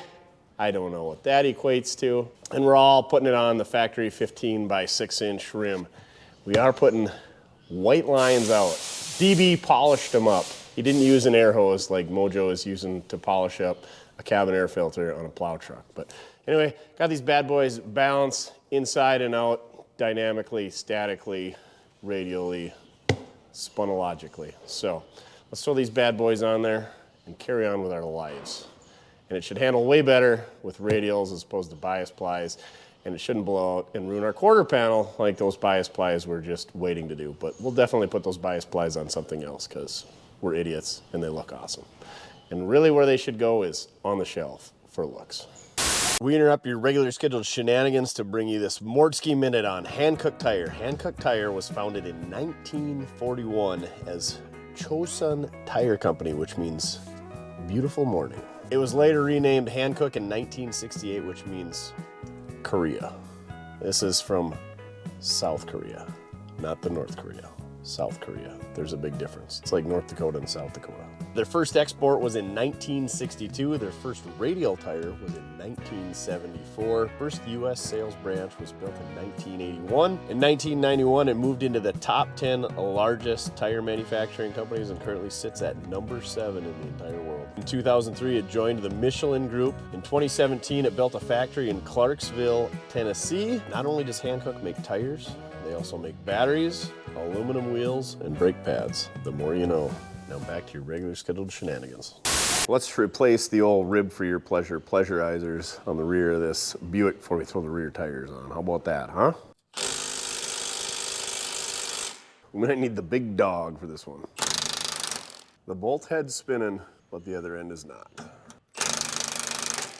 we just break that bolt off in the middle of the shock? Super. Maybe we'll have a little bit better luck on the top side. Like butter. Like a hot knife through butter. Now we got to figure out how to get that busted bolt out of there. And as you can see, it's super tight to the old brake backing plate, so we can't just knock it out that way. Maybe we'll get our friend the old torch out. Put a new 7/16 bolt in there. Good as new, just got to do the other side now. You ready to see what this bad boy looks like on the ground? Yeah? No? God, not much excites you today, huh? Camaros? It's actually a bench for storing GMT 800 parts on and other Camaro parts, but that's the one you like. Let's get this bad boy set on the ground and see how she looks. It's a good sign when you gotta jack it up to get her off the lift. Here we go. Those 2 coil springs too much. We got any suspension left? Nope. Frick. Right on the bump stops. Well then. Alrighty then. Guess we gotta cut the bump stops out. But how cool does it look? Super cool, Duff says. Oh yeah. She's tucking all the tire. Pretty much wrapped up on the old 90/95 regular cab short bed. Axle seals in. Found that diff pin bolt. That's the busted off culprit that caused us to hang up and delay in getting it back together. Good news is Dorman offers the 81048 replacement, so we got a spare one of them on the shelf now. So hopefully that thing can go for an alignment. The seal on the back of the transfer case seems like it's leaking a little bit, so I didn't have one of those, part number 4333, so we're gonna get one of them coming, and then that thing should be pretty good. It should be, because it's all freaking new. In case I didn't show you, that thing's got a GovLock diff in the back, so go us. Mojo's over here knifing on Ray. We're putting some new connectors on here. These things were all busted to crap. So we got some Anchi specials from the old Amazonia. The old ones had seen better days. And I found this ancient T&B crimper that I bought on an auction like almost 10 years ago and have never used it. Check out this sweet military style carrying case. It's got all these different interchangeable dies. We got no instructions, so we're just winging it. We don't know which dies and shapes and colors and sizes to use, so we're figuring it out as we go. Comment down below if you know anything about T&B engineered tools in Elizabeth, New Jersey. Better yet, if you got some instructions for this thing. I'm guessing it was for like linemen? I don't know. We're just winging it. And some of these cables are in pretty tough shape, so we might have to replace them or see if we can shorten them up a bit because they've been patched a few times. But the old T&B does an excellent job of crimping. Oh yeah, and we're putting a cabin filter in the plow truck, but I ordered the wrong one, so no cabin filter going in the plow truck. Good news is we haven't been getting much snow. Bad news is I hate plow trucks and plowing, and so that was kind of a waste of time putting the plow on that thing. But we had it, and we were into it for pretty much nothing, so oh well. Maybe we'll make a video doing some plowing someday. Plowing snow. All right, back to work. You guessed it, the old bump stop's hitting. We're gonna gain 3 inches of clearance by removing it. Good news is it unbolts, so if we decide to go back to stock height, which I never will, we can bolt it back in.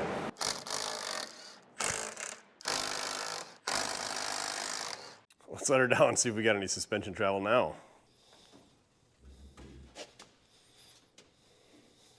You know it's low when you can't get the floor jack out though. That's low. Suspension? Oh yeah. It'd be a lot better if we had some shocks. Ah, cripes, we forgot to put the sway bar end links in. Check this thing out. So it's good in the front, way too high in the back. I wasn't talking about that thing. Look at that bad boy.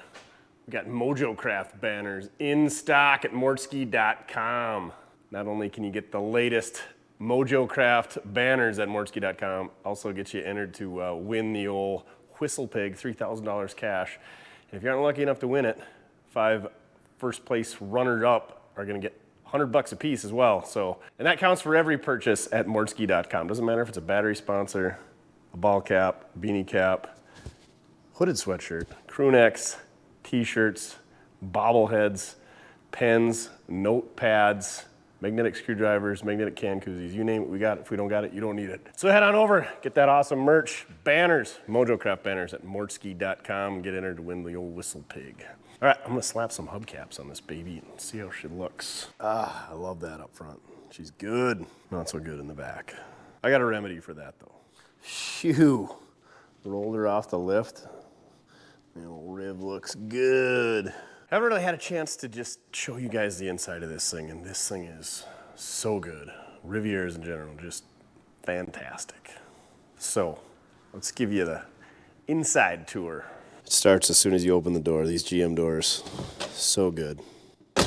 Oh, got the door edge guards on it. I believe that was a factory accessory. It was on most of the other GM cars, but maybe it wasn't on these. The neat thing about these rivs is the door panel bolts on. So you can easily metalwork these things. I think they did it for serviceability or maybe manufacturability, but anyway, you can take that door panel off to work on your power windows. Right when we get in here, it's got the deluxe interior with the walnut inserts. Look at this, not one, but 2 door handles. So somebody in the back seat can open the door from the back seat. How neat is that? How neat is that? This interior is super, super nice. There is a little wear on the door panel, right where somebody would grab to go in and out. Not a big deal. I can live with that. Even the sill plates, body by Fisher, absolutely phenomenal. Got to do a little cleaning up on them as well. Door jambs are nice and clean. There is a little bit of overspray from that one repaint. But check this out. Power seats, that needs a little bit of work. Power windows, power wing windows.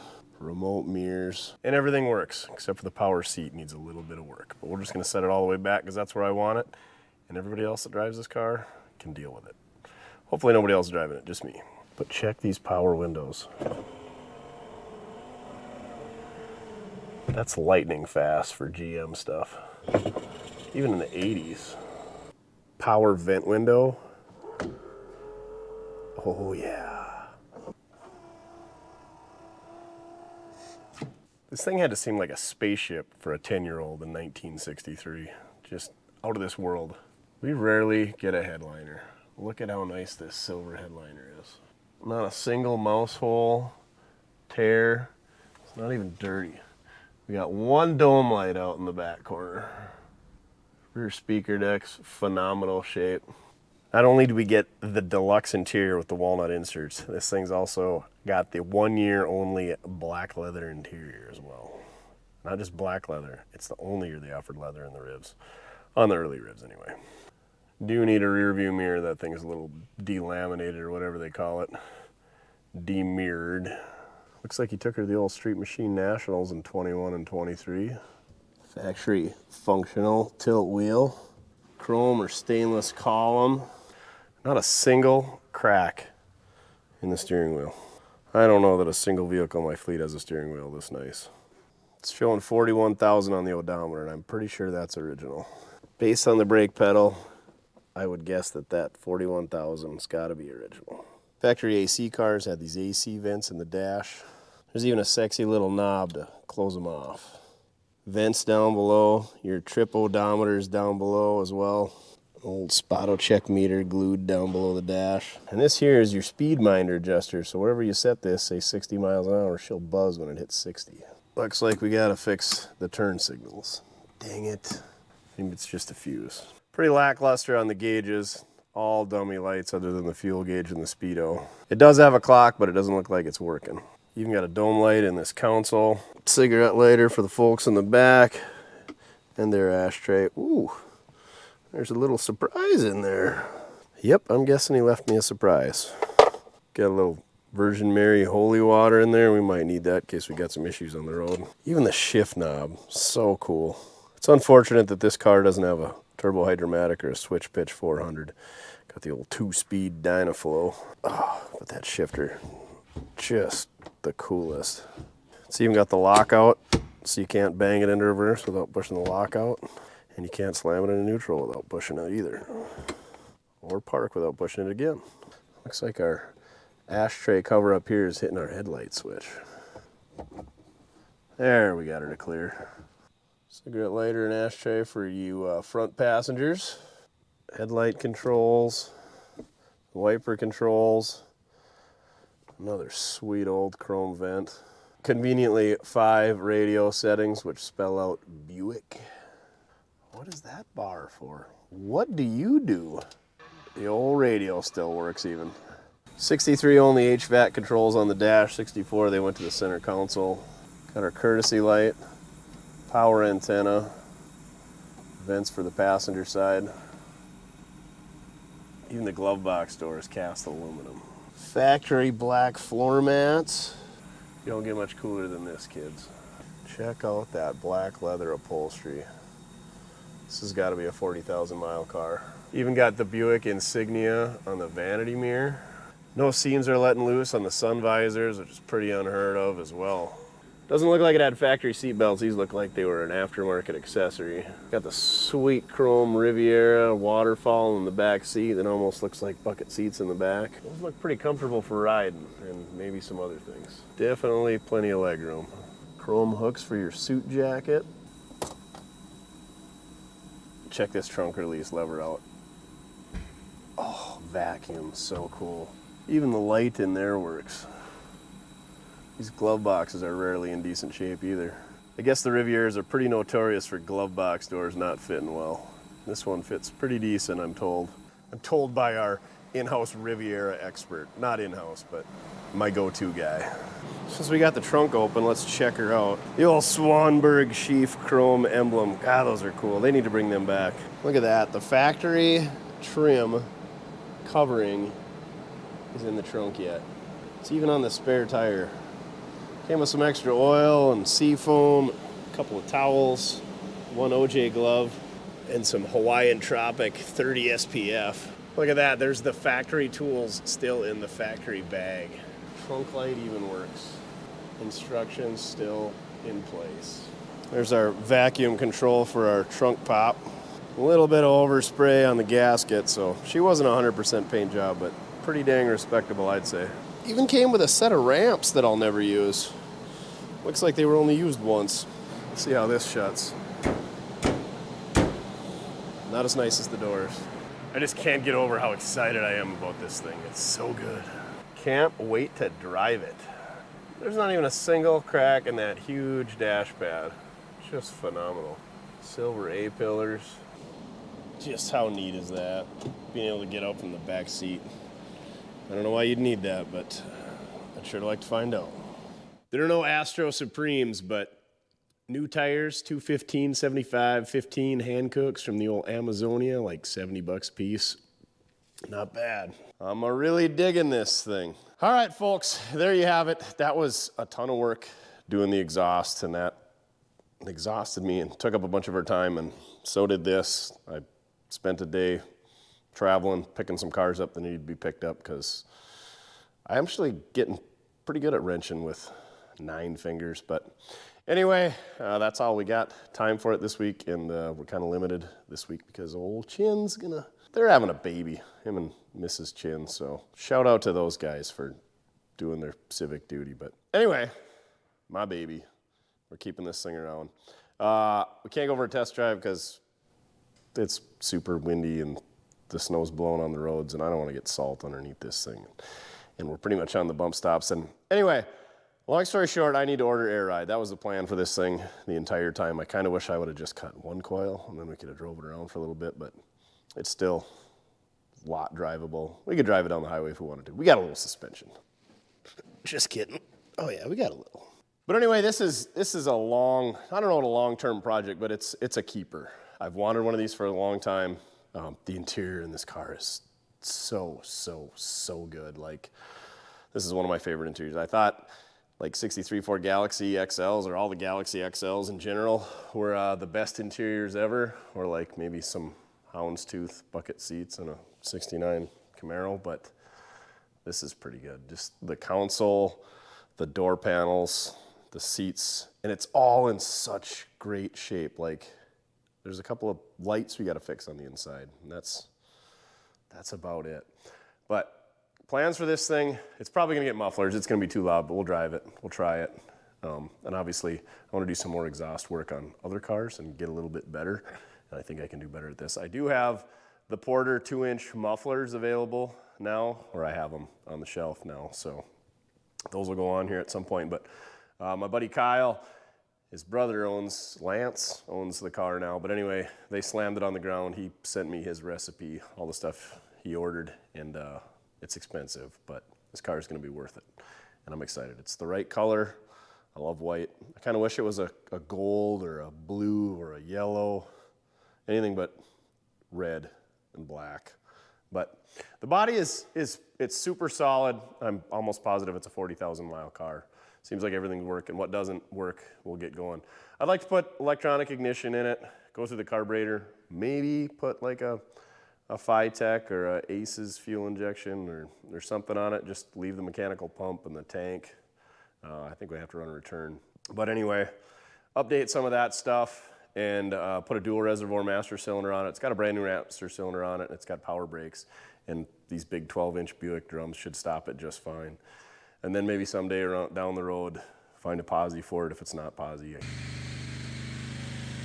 I can't remember, I doubt it is. And then maybe a 3-speed or an overdrive. But long-term project, but short-term, we gotta get this thing bagged and on the ground, the suspension in it. It's gonna have a compressor and all that good stuff, so we can get to the show or to town and just drop it out and cruise her around and enjoy it and haul my buddies around because there's plenty of room in the back seat and it's got a good trunk space. Maybe get the AC working. Oh yeah, the radio already works. The windows work, get the power seat working. Just fix a few little things and just enjoy it. Like I said, this is a bucket list car. I absolutely love these ribs. Everybody loves the 65s. It's just like the 69 Camaro. I like the 63s and 4s. I like the exposed headlights, and the taillights are way better. I don't care what anybody says. These taillights, way better than the 65s. Personal preference. It'd be cool to find a 425 and dual quads and whatever, but I think this engine's pretty sound. Got to do a tune-up in it. It seems like it's got a little bit of a miss, so plugs, wires, cap rotor, and maybe we'll do a compression test. Pull a valve cover off and see what it looks like in there. Oil change, all that stuff, but a lot of that stuff's been done. This is a really, really good car. It sat on Facebook for quite a while, and he didn't have any takers, took it down, put it back up, took it down, put it back up. I can't believe nobody bought this thing. He said, I don't remember, but yeah, he had a lot of tire kickers. Nobody showed up. That's just losers messaging him. But anyway, glad we got it. Thank you so much for watching. Chin and I really appreciate it, and Mojo and everybody here. Go check out the Mojo Craft banners. Oh, one more thing. I just showed up. We got Whistle Pig decals.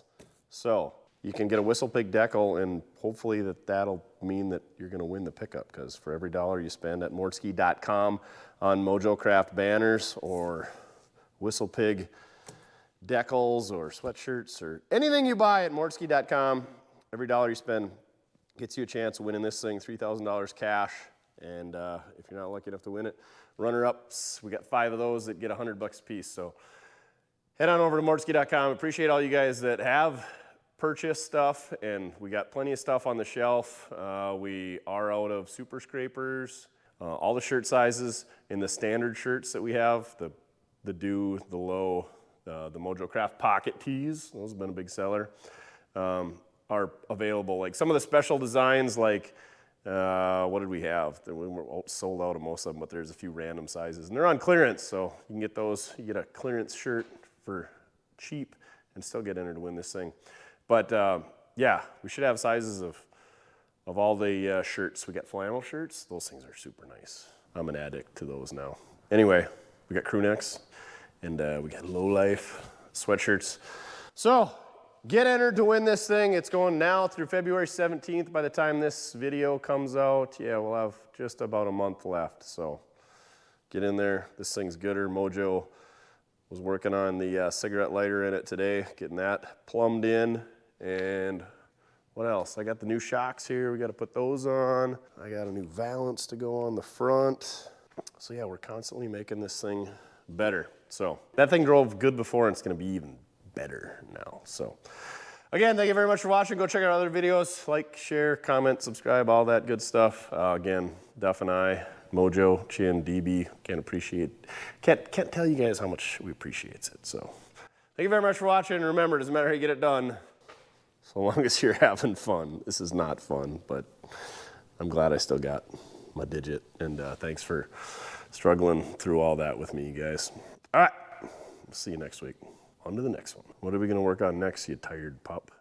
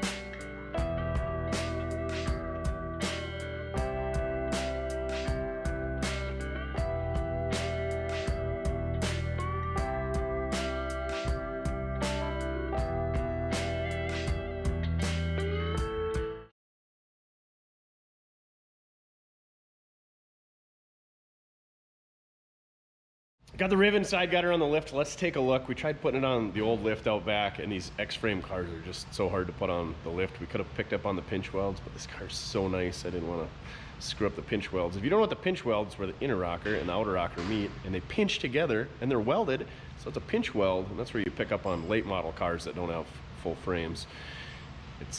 You can do it on these cars, but I'd rather not, because it bends them up and so on and so forth. So let's take a look at this thing.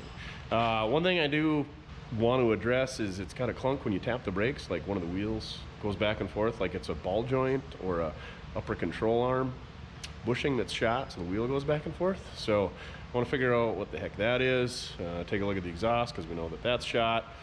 Look for leaks, all that good stuff, rust that I might have missed. This car's pretty low to the ground, and I crawled under it as much as I could, and I knew it was the most solid car that I've ever looked at purchasing. So let's see if that is true. Bumper is really nice. This is where you would actually jack them up, I believe, from the factory. It doesn't look like it's missing a bolt. There's a lot of like paint defects down here, which kind of sucks, but I don't really care. And that's what makes this, you know, like a, I don't know, slightly above amateur paint job. I think they took like some of these lip moldings off, but you can see they didn't take the bumpers off, and they got overspray on that. It's kind of soft right there. You can feel it squishy, but other than that, like I said, just a little bit of overspray in different spots, and then right there where it's kind of flaking off, there's a couple chips in the door. The tail on the Riviera is dinged, but overall super solid. A little bit of rot right here, nothing big. Can't put my finger through it, but I think a screwdriver would push through. Premium quality societies, these triple white walls are cool. Remington brand 845-15 replaces the 760-15. They're good tires, but they're old, super old. They're not even all dry rotted, surprisingly. I did look through the paperwork that came with this car, and I think his uncle bought this car in 1979. There's a 1979 Minnesota license plate in there. I think this car sat in a building from 1979 till 2020, and that's when he had some brake work and fuel tank cleaned out and transmission lines and a radiator put in it by a shop. So I think this car sat for 31 years, and then I don't think he hardly drove it much because the exhaust was shot. So yeah, I think these tires are pre-1979.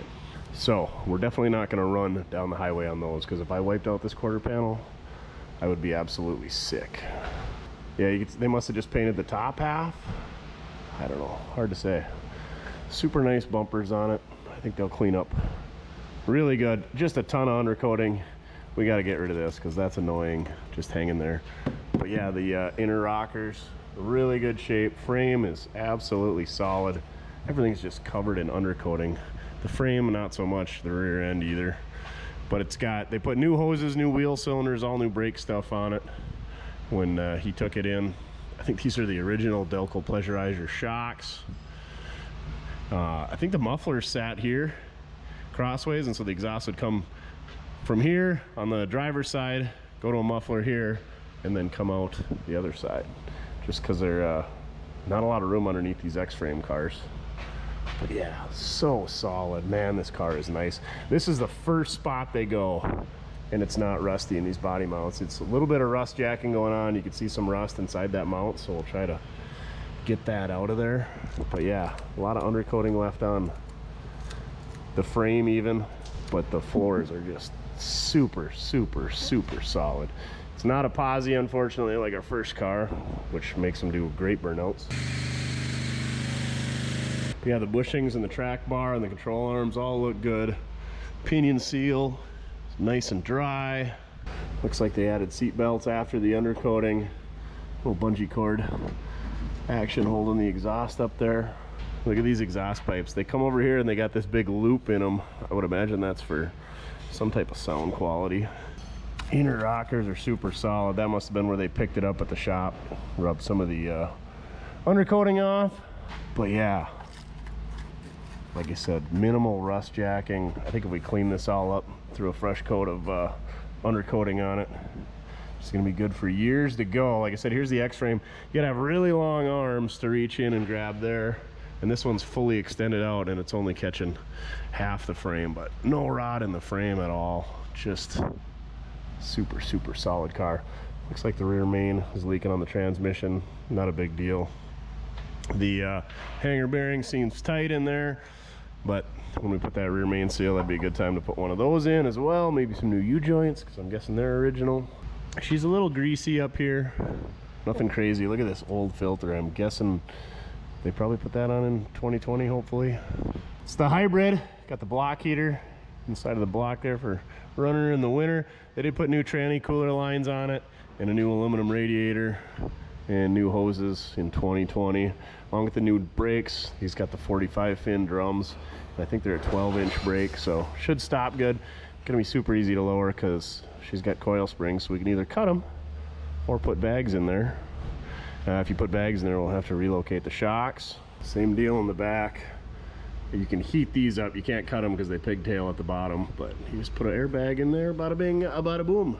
And that's really all you got to do to these cars is slam them on the ground. The wheels and tires, you could upgrade them, but I think they're even acceptable the way they are. These are the fuel lines over here on the passenger side. We could probably replace that rubber with some new stuff and replace the clamps. And it looks like there's a curb feeler over here, or the remnants of one. Looks like it clamped on the inner fender, and there's some type of clasp, over centering clasp, that you would flip them up or something. I don't know. Again, same little bit of rust in the dog leg. The A on the Riviera is not busted on this side. Yeah, that overspray, we could clean that up a bit. Like I said, and that's what makes it not amazing paint job, but still super acceptable for what we got. A little bit of cracking in the old lacquer. That's how you know it's super old paint. I even dig these hubcaps with these spinners. They're pretty neat. factory Buick stuff. I guess, according to my buddy Rivet Up, that these cars were the only year with the badges. In '64, they went to the R in the middle for Riviera. Your worthless information of the day, thanks to Rivet Up. He's got a really cool, almost a twin to this thing that's bagged out, and so we're gonna be talking to him. And he's had like 6 or 7 of these things, so he's the Riv expert. He knows way more about them than me. So yeah, everything looks solid, tight. Everything looks like it's been over greased, which is good. New brake hoses up front here. So yeah, I don't know what that clunk is. We'll have to do some more driving and try to figure it out. Maybe we'll just throw all new parts in the front end and that'll fix it. I don't know if this is factory original silver or somebody's repainted it. I did check the engine block and it is numbers matching, so it's the factory 401. Engine mounts look good. Looks like they put a new fuel pump on it when they got her going in 2020. So yeah, no surprises. Everything looks pretty good. I think I'm gonna take the old Sawzall here and get rid of this mess and that tailpipe that's hanging there for now, just to kind of clean her up a bit. Hopefully we can just cut right through the rubber and not through my floor pan. Ooh, and we gained a nice red bungee cord out of the deal. Jackpot. Most expensive bungee cord I've ever bought, probably, maybe, who knows. All right, now that we checked that thing out, we can run her off the hoist and get some parts on order. I still don't know what that clunk is. We'll do a little digging on the ground and go from there, but I'm pretty excited. She's a way too nice a car for me. DB's custom upholstery and headliner jobs. It looks like it's got a little hail damage, but Yeah, I don't even know. little cellulite. Yeah. Good enough for the girls DB goes with.